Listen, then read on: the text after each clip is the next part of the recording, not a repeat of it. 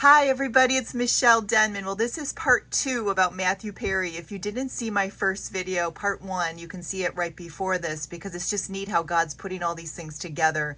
I shared in part 1 how I was in Hollywood and I met Matthew Perry's friend and was able to relay a message to his friend, to Matthew, to let him know he's going to be okay. And that was way back, so many years ago. And just how neat to hear now how God is putting more pieces together with this story. And Sean Bowles here shares he shares about Matthew Perry as well, which is so neat. And he shares what Matthew actually said about finding God and being saved. And so I just wanted you to hear part 2 here and how Sean shares about the story. It's really cool. Here it is. Here's what he really said. He goes deeper into this in his book story. So he shares this on podcasts all the time. He said, God's the reason. He said, show me that you're here. This was his exact prayer. God, please help me. And he started to cry. He said, I really started to cry. That shoulder shaking, kind of uncontrollable weeping. And I wasn't crying because I was sad. I was crying because for the first time in my life, I felt okay. I felt safe. I felt taken care of. Decades of struggling with God and wrestling with life and sadness, all was being washed away like a river of pain gone. I had been in the presence of God. I was certain of it. And this time I had prayed for the right thing. Help, he continued. Perry's first ever prayer request was for God to make him famous. And he just said that clip. He also wrote over the book. I look back at it as a dumb prayer, like a prayer like a really young person. He told U.S. presenter Diane Sawyer. The 53-year-old's new biography explores his journey to sobriety and the way his parents' divorce led him to start drinking at the age of 14. He shared he went to rehab 15 different times and gave insight into why the struggles with addiction while filming Friends happened. And, he tried to stay sober for 2 years based solely on that encounter with God. He was able to. And God showed him a sliver of what his life could be in that encounter. Can you imagine? So God shared with him, this is what your life can be like when he felt the presence of God. And he said, he saved me that day. Jesus saved me for all days, no matter what. Wow. He turned me into a seeker, not only of sobriety and truth, but also a seeker of him. Perry has previously been described as a non-religious person in different places that, he's mentioned.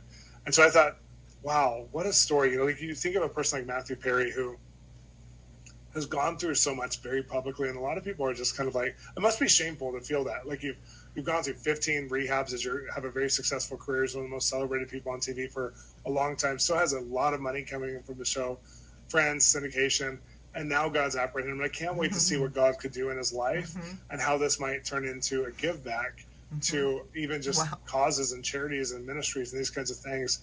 Just because I think, once you realize you're saved, once you realize what God did for you, a lot of times you spend your life in that give back, which is so beautiful. So just wanted you guys to hear that story. If you haven't heard it, it's so beautiful. And I know it's the beginning of the story, so don't judge him as he's growing through it. Just kind of walk alongside it if you hear clips or if you hear him say different things, because there's also some pretty raw stuff in the book that didn't line up with his newfound faith. He's still learning. So I want to encourage you to allow him a learning process. We're all babies when we first get born again.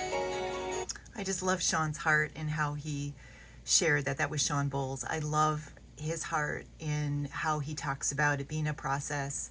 And I think sometimes in religion or that religious spirit, it's very judgmental and critical of people. And I think that people, anybody, celebrity or not, need a safe place where they can develop and grow in a nurturing, safe environment and heal and not be judged and criticized for their past failures. And I love Sean's heart, how he shares that, because he just carries so much love. He carries such the love of Christ. And I really love that about Sean.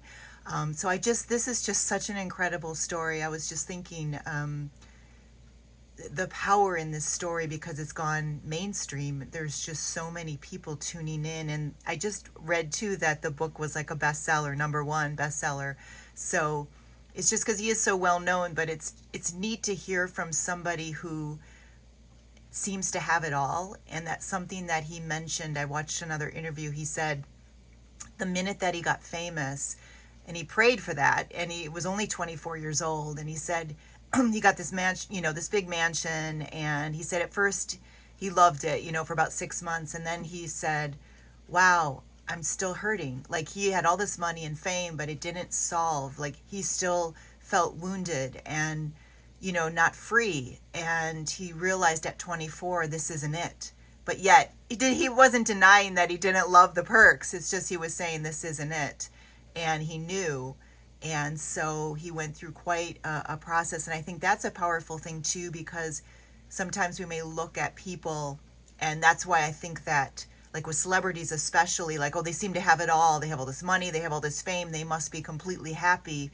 And I think we forget they are just human beings. And that's why I think God is really highlighting these things, just to see that they can be just as broken, if not more, because they have so much more pressure that we can't even comprehend. The pressure that's on them when people are judging them and don't even know them, but judging them. So I think this is just powerful. And I just wanted to share this part 2 with you. And if you didn't see part 1, that would be just before this. So God bless you. Have a great day. Take care.